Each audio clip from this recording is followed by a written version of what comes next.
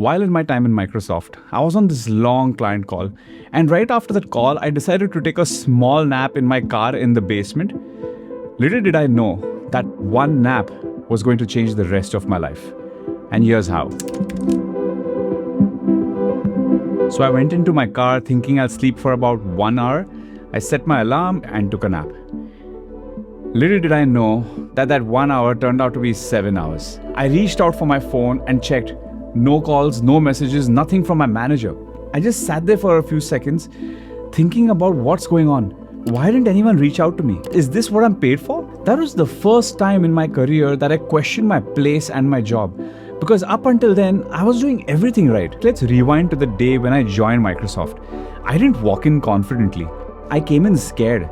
I was this average person in school and college, somehow scraped through engineering, and now I finally got an opportunity. So I took this chance to go above and beyond.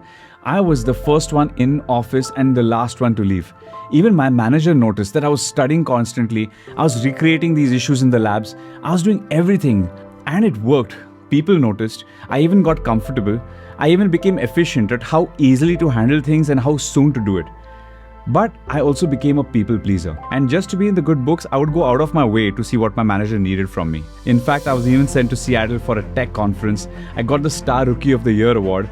Everything seemed like a dream in Microsoft. And over time, I could see my identity change from being an engineer to being a nerd to being a mentor. But somewhere in all that, my interest in the company started to fade. I stopped going deep into the technologies.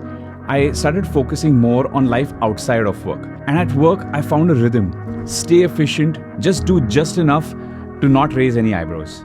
Until that day in the parking lot. As I stepped out of that car, I knew nothing broke. But I silently knew that I'm not as important as I think I was. I knew for a fact that I am replaceable. And a few days later, I got called into a meeting by my manager. He said, "Nikhil, you have been here long enough, even more than I have been. You know the teams, you know the technology, but you're still not doing enough to grow. Next month, there will be a performance review, and there will be some hard questions for you. I'm not asking you to do anything else but to leave. Not to change that perception, but to challenge yourself." What he said hit me like a train. But as I walked out of that meeting, I kept thinking, you know what, that wasn't really harsh, that was accurate. Because deep down, I knew I had experience, but no motivation. I had a high salary, but no justification. I wasn't doing justice to anyone. Not for myself, not even for the people who would be waiting for this opportunity.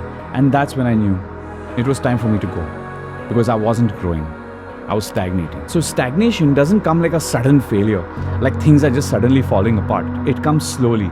Like you become comfortable, then you become predictable, efficient, until one day you realize that you've made yourself irrelevant. This, in fact, is a reminder that comfort can slowly lead to stagnation.